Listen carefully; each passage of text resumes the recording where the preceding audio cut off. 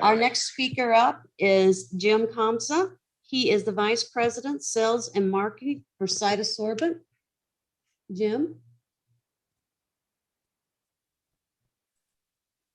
Thank you, Carla.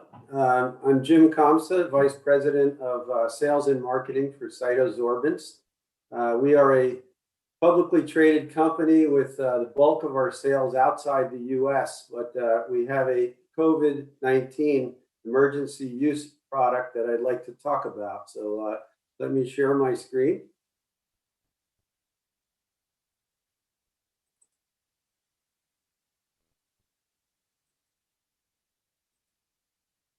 So we are currently utilized in about 30 countries. In early, or let's call it mid 2020, we received an emergency use authorization for use specifically in adult, critically ill COVID-19 patients with imminent or confirmed respiratory failure.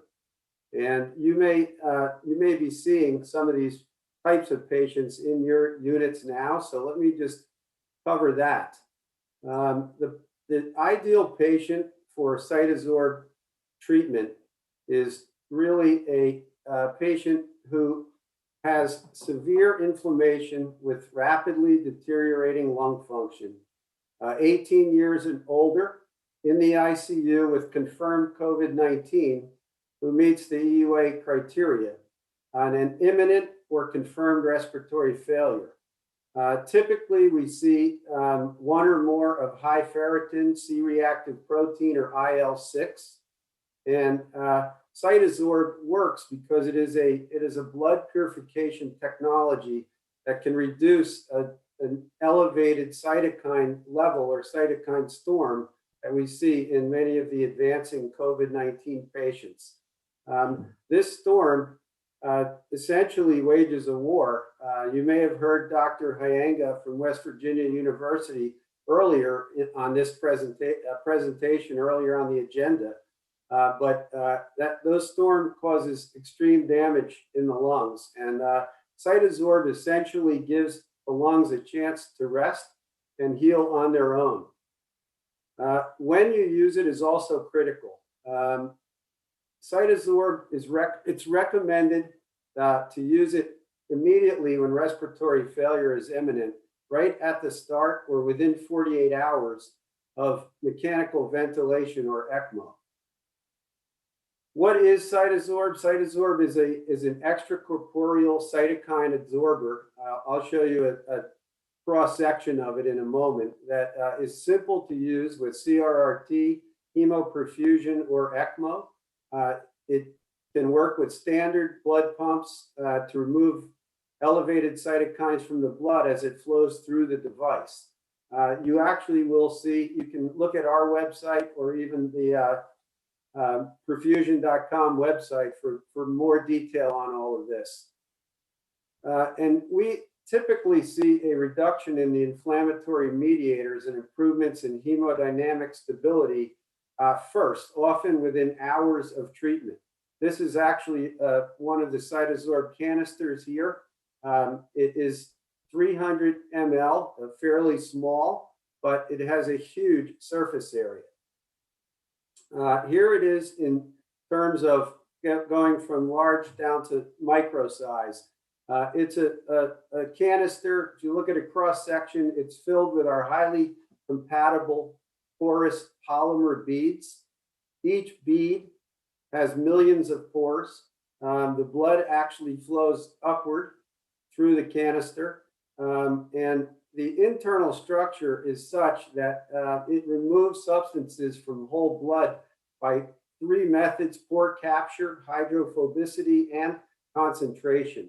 So it acts as an extremely good remover of these cytokines. The surface area is 45,000 square meters, or essentially a little bit larger than the surface area of 7 football fields in one cartridge. So with Cytosorb treatment, as Dr. Hyanga had said earlier today, what clinicians typically see is a rapid reduction in inflammatory markers.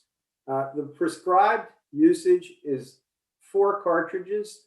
The first cartridge put on and then changed out 12 hours later.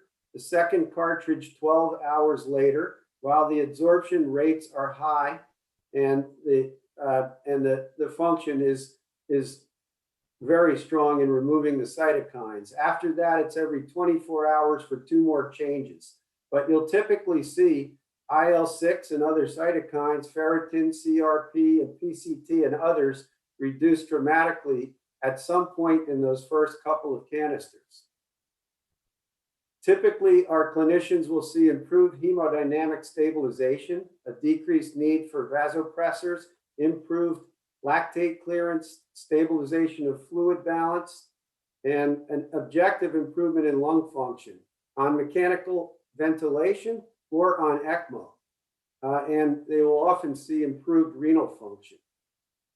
It came up in the earlier presentation that, is there clinical data? And there is a lot of clinical data. It's made up of many single center, smaller studies. I have a summary here. This is also duplicated on the perfusion.com website and on cytosorbents.com.